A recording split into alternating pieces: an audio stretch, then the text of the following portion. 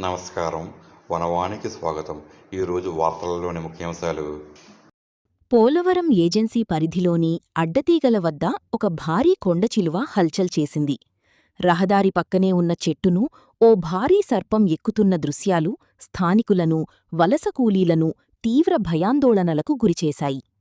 వివరాల్లోకి వెళితే రంపచోడవరం నుండి అడ్డతీగల వెళ్లే మార్గంలో లంబసింగి జాతీయ రహదారిని ఆనుకుని ఉన్న ఒక టేకు ప్లాంటేషన్లో ఈ ఘటన చోటుచేసుకుంది. రాత్రి సమయంలో అటుగా వెళ్తున్న కొందరు వలస కూలీలు చెట్టుపైకి ఏదో భారీ ఆకారం ఎక్కుతుండటాన్ని గమనించారు. వెంటనే వారు టార్చ్ లైట్ వేసి చూడగా సుమారు 20 అడుగుల పొడవున్న భారీ కొండచిలువ చెట్టు ఎక్కుతూ కనిపించింది.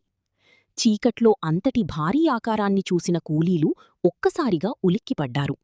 భయంతో వణుకుతూనే టార్చ్ లైట్ వెలుతురులో ఆ కొండచిలువ చెట్టు ఎక్కుతున్న దృశ్యాలను తమ మొబైల్ ఫోన్లలో వీడియో తీశారు. ప్రస్తుతం ఈ వీడియో సోషల్ మీడియాలో వైరల్గా మారింది.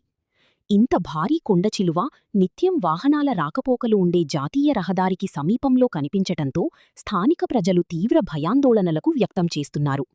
అటవీ ప్రాంతం కావటంతో పాములు రోడ్లపైకి రావటం సహజమే అయినప్పటికీ ఇంత పెద్ద కొండచిలువను చూడటం ఇదే తొలిసారని స్థానికులు చెబుతున్నారు. అటవీశాఖ అధికారులు వెంటనే స్పందించి ఆ కొండచిలువను సురక్షితంగా బంధించి అటవీ ప్రాంతంలో వదిలివేయాలని ప్రజలు కోరుతున్నారు.